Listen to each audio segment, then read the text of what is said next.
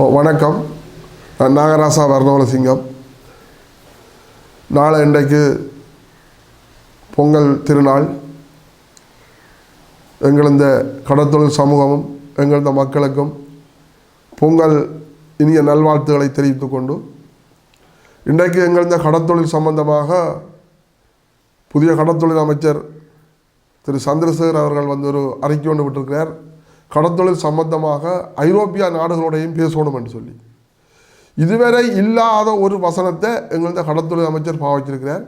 ஐரோப்பிய நாடுகளோட கதைச்சி எங்களது கடல்களை விற்கிற பிளானோ என்ற ஒரு சந்தேகம் எங்களுக்கு எழுகிறது. இதுவரை காலமும் எந்த ஒரு கடத்தொழில் அமைச்சரும் ஐரோப்பிய நாடுகளோட பேசணும் என்று சொல்லி எந்த விதமான வசனமும் பாவிக்கல, பேசவும் இல்லை, அப்படி ஒரு நடைமுறையும் இல்லை, செயற்பாடும் இல்லை.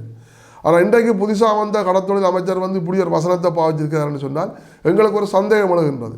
ஏன் ஐரோப்பிய நாடுகளை கூட்டியிருந்து எங்களது கடல்களை விற்று எங்களை நாசமாக்குற பிளான்னு சொல்லி ஒரு சந்தேகம் எழுகிறது. ஆனால் இதுகள் எல்லாத்தையும் கேட்டுக்கொண்டு எங்களது கடத்தொழில் சங்கங்கள் மௌனமாக இருக்கிறது ஏனென்று தெரியவில்லை. ஏனென்று சொன்னால் இன்றைக்கு கடத்தொழில் வளங்கள் கடத்தொழில் போகிற போக்கு பிள்ளையான போக்கில் போய்கொண்டிருக்குது. எங்களது மக்கள் எல்லாரும் எங்களுக்கு என்னென்று போட்டு தாங்களே பேசாமல் இருக்கிறீர்கள். ஆனால் இப்படியே நீங்கள் இருப்பீர்களாக இருந்தால் ஆனால் வருங்காலம் எப்படி போகுதோன்னு சொல்லி எங்களுக்கு ஒரு கேள்விக்குறி. இன்றைக்கு உண்மையின்படி கடத்தொழில் சம்பந்தமாக சில பிரச்சனைகளை யாரும் குரல் கொடுக்குறதே இல்லை. அதுக்கு ஒரு மீடியா வழியாவோ எங்கேயோ பேசுகிறதும் இல்லை, பேசு பொருளே இல்லாமல் போய்விட்டது. உண்மையாக இடக்கிட எங்கேயா இருந்துட்டு எங்களுடைய அண்ணாமலை அண்ணன் இடக்கிட குரல் கொடுப்பார். அதே மாதிரி எல்லாரும் குரல் கொடுக்கணும். சகல சங்கங்களும் இதுகளுக்கு எதிரான முறையில் எங்களோட கடத்தொழில் வளர் சட்டங்களுக்கு எதிரான முறையில் குரல் கொடுக்கணும்.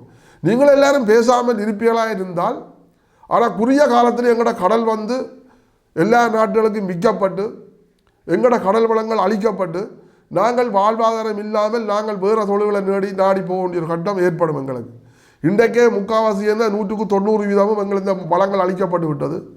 கடல்களும் நாசமாக்கப்பட்டு கொண்டிருக்குது. வேறு நாட்டுகளுக்கும் விலை போய் கொண்டிருக்குது. நீங்கள் எல்லாரும் ஏன் எங்களுக்கு என்ன தேவையில்லைன்னு பேசாமல் இருக்கிறீர்கள். உண்மையின்படி இன்றைக்கு கிளீன் ஸ்ரீலங்கான்னு சொல்லியிருக்கிறேன். கிளீன் ஸ்ரீலங்கான்னு சொன்னால் ஸ்ரீலங்கா கிளீன் பண்ண போறியா? எந்த ரீதியில் கிளீன் பண்ணினேன்னு எங்களுக்கு தெரியல. வந்த உடனே ஜனாதிபதி வந்த உடனே சொன்னார் மாற்றம் கொண்டு வரணும்னு சொல்லி இன்றைக்கு எந்த விதமான மாற்றமும் வரையில்லை. ஆனால் திருப்பி ஒரு கிளீன் ஸ்ரீலங்கான்னு சொல்லி ஒரு வசனங்கள் பாவிக்கப்பட்டிருக்கு. இன்றைக்கு கிளீன் ஸ்ரீலங்கான்னு சொன்னால் அதுக்கு உண்மையின்படி ஸ்ரீலங்கா கிளீனாக இருக்கணும். கிளீனாக இருக்கணும்னு சொன்னால் உள்ள சட்டங்களை நீங்கள் நடைமுறைப்படுத்தணும். உண்மையின்படி எங்களுக்கு சட்டங்கள் இருக்குது. ஒரு சட்டம் இல்லை, 2-3 சட்டம் இல்லை, சட்டங்கள் கணக்காக இருக்குது. இன்றைக்கு 1996ஆம் ஆண்டு 2ஆம் இலக்க சட்டம் இது. இந்த சட்டத்தில் 16 தொழில் தடை என்று போட்டிருக்கு. 16 தடை, உள்ளூர் இழுவப்படகு சுருக்கு விலை உள்பட 16 தடை போட்டிருக்கு. இந்த தடைகளை ஏன் நீங்கள் நடைமுறைப்படுத்தல? உண்மையின்படி இதில் இருக்குது. சுருக்கு விலைக்கு என்ன மாதிரி இருக்குன்னு சொன்னால் காலை 6 மணியிலேருந்து பின்னேறம் 6 மணி வரையும் கடல் மைல் 10 கடல் மைலுக்கு அங்கால தான் தொழில் செய்யலாம்னு சொல்லியும் அதில் ஒரு படகு தான் பாவிக்கலாம் என்றும் அதில் பிடிக்கிற மீனினங்களையும் போட்டிருக்கு. இதில் டூடா மீன், அரக்குழா மீன், பேர வகையான மீன்களை தான் பிடிக்கலாம்னு சொல்லி இந்த சட்டத்தில் போட்டிருக்கு. ஆனால் அவங்க பாவிக்கிறது சகல மீனையும் பிடிக்கிறாங்க. குஞ்சு குருமான் மீனை பிடிச்சலாம் தங்களை தேவையை எடுத்துக்கொண்டு அள்ளி கொட்டி போட்டு போகிறாங்க. அடுத்தது அந்த விலை இந்த கண்ணளவு 2.25 இன்ச்சு. 2.25 இன்ச்சுக்கு குறைஞ்ச அளவு கண் பாவிக்கலான்னு சொல்லி தடையண்டு போட்டிருக்கு. அப்போ என்னத்துக்கோயிரம் இந்த அரசாங்கமும் இந்த அதிகாரிகள் மேலும் இதை தடை செய்யாமல் இருக்கிறீர்கள். நீங்கள்லாம் இந்த சுற்றுருவம் வெளிவிட்டிருக்கிறீர்கள். 96ஆம் ஆண்டு 2ஆம் இலக்க சட்டம் நீங்கள்லாம் சுற்றுருவம் வெளிவிட்டிருக்கிறீர்கள். அப்போ என்ன காரணத்துக்கோயிரம் நடைமுறைப்படுத்தல? அதே மாதிரி இந்த 2017ஆம் ஆண்டு நீங்கள் வர்த்தகமானி அறிவித்தல் விட்டிருக்கிறீர்கள். உள்ளூர் இழுவப்படகு தடை 2017ஆம் ஆண்டு வர்த்தகமானியில் அறிவிக்கப்பட்டிருக்கு. இப்போ பார்லிமெண்ட்டில் சட்டத்தை நிறைவேற்றி வர்த்தகமானியில் அறிவித்திருக்கிறீர்கள். இதுவும் நடைமுறையில் இல்லை. அப்போ இன்றைக்கு அதிகாரிகளுக்கு ஏன் இருக்கிறீர்கள்?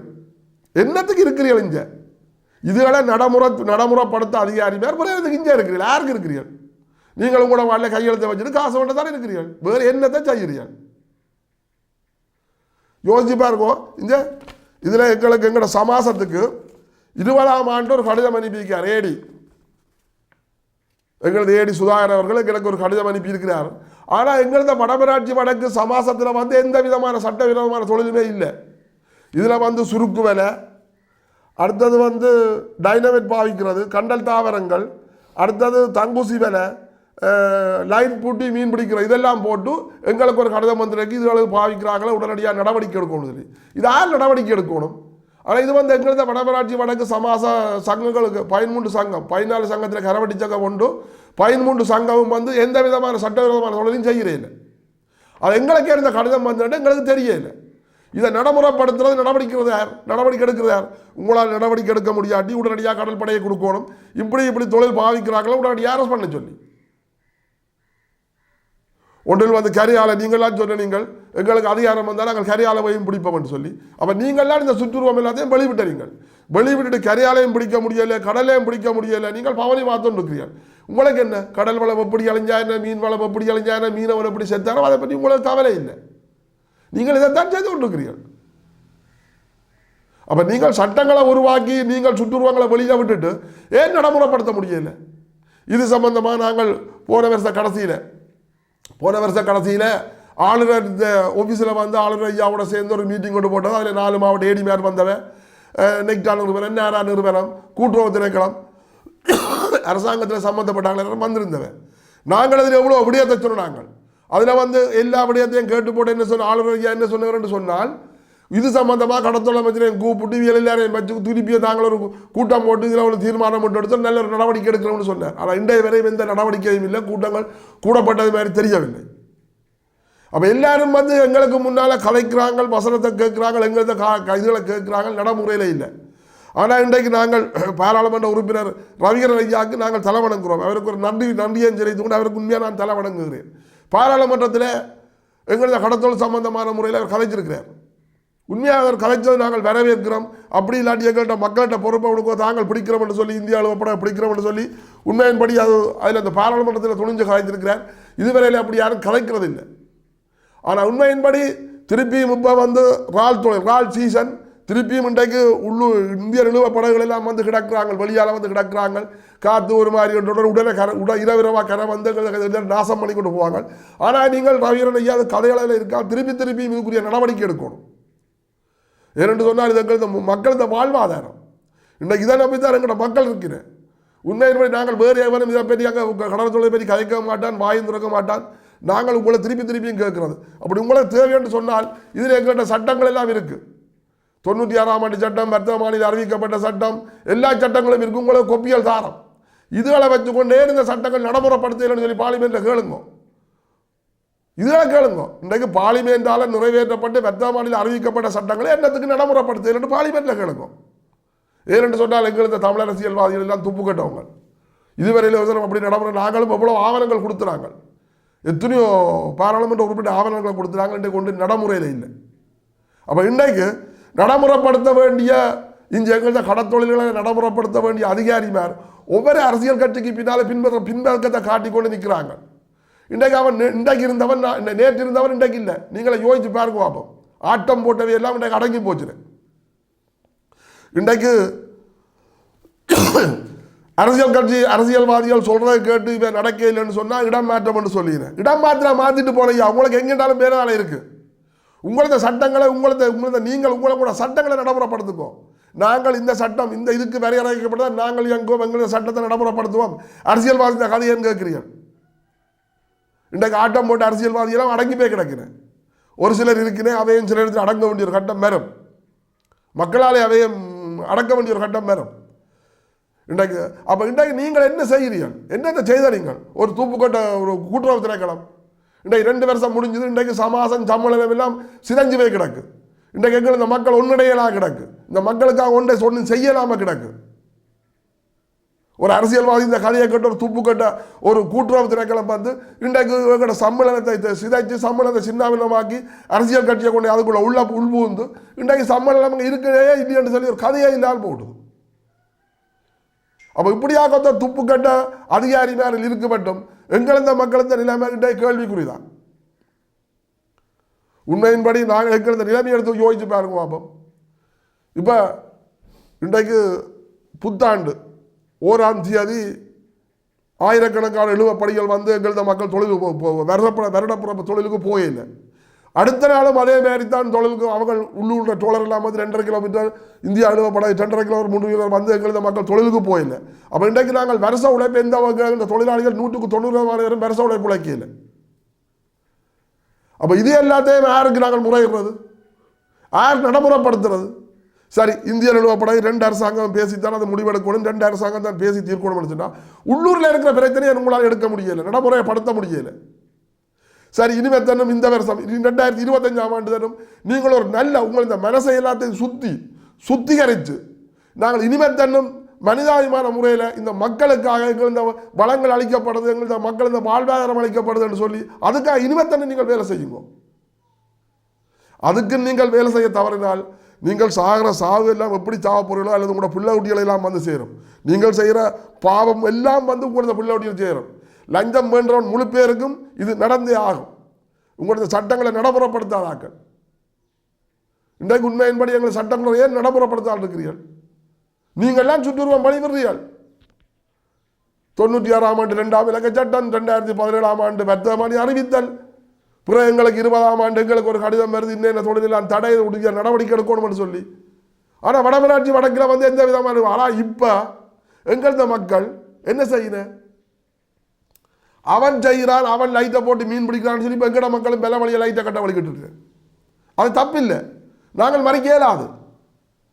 ஏனென்றால் மற்றவன் வந்து லைட்டை கட்டி அவன் மீன் பிடிச்சிட்டு போய் எங்கட மக்கள் சும்மா இல்லை வர்றாங்க.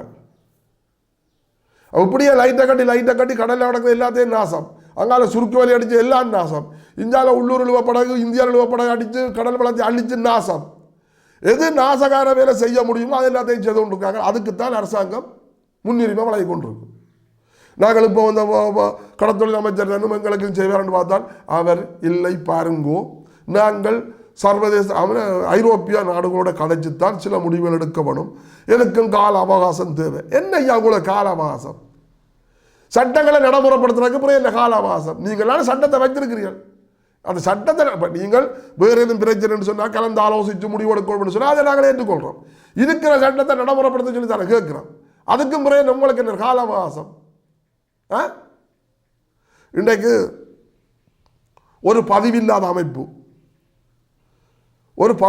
அமைப்பு கொஞ்சம் மீனவர்களை சேர்த்து வச்சுக்கொண்டு எங்களது பிரச்சனைகளை தீரவிடாமல் வச்சு கொண்டிருக்கிறாங்க. ஏனென்று சொன்னால் இந்த உள்ளூர் உழுவப்பட பிரச்சனைக்கும் இதுதான் காரணம். சில ஏனென்று சொன்னால் இந்த பிரச்சனைகள் இருந்தால் அவங்க வெளிநாடு வழியை போய் காசு தண்டி தாங்கள் பிழைக்கலாது.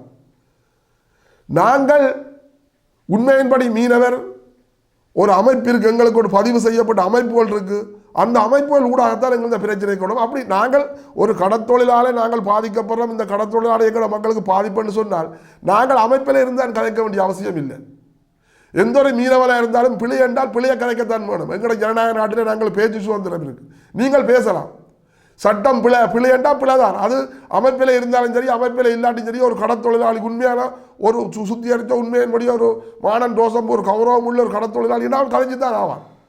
அதுக்கு எந்த அமைப்பிலே இருந்து கொண்டு தான் கலைக்க வேண்டிய அவசியம் எங்களுக்கு இல்லை. இப்போ எங்களது மக்களுக்கு ஒரு தீங்கு நடக்குது, எங்களது மக்களுக்கு இதால் ஒரு பிரச்சனை வருதுன்னு சொன்னால் நாங்கள் கலைக்கத்தான் வேணும். அது நான் டெல்லி எவரும் கலைக்கலாம், எல்லாரும் கலைக்கத்தான் வேணும், எல்லாரும் வாய் திறக்கணும். இன்றைக்கு கரவலையில் வந்து டிராக்டர் போட்டு கரவலை இழுக்கிறத பற்றி சில இடத்துல சில அமைப்புகள் சாதிச்சிருக்கு. உண்மையின்படி எங்கட மக்கள் வந்து முதல் வந்து டிராக்டர் ஆயிட்டு தெரியாது, வீண் சென்ட் ஆயிட்டு தெரியாது. அவங்களும் உண்மையின்படி கையால் தான் மனித வலுவை கொண்டு தான் இந்த கரவலை வளைச்சு கொண்டிருந்தவங்க. குறுக்கினா கொஞ்சம் குறிக்கப்பட்ட கம்பா ஒரு 7, 8, 10 கம்பாக்கள் விட்டு இந்த கரவலையை வளைச்சு கொண்டிருந்தவங்க.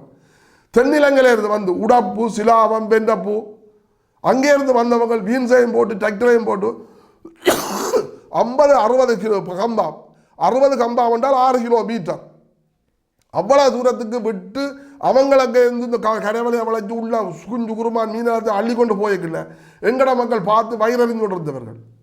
இன்றைக்கும் சில வசதியாளர் ஆக்கள்லாம் அந்த டிராக்டரை எடுத்து உண்மையின்படி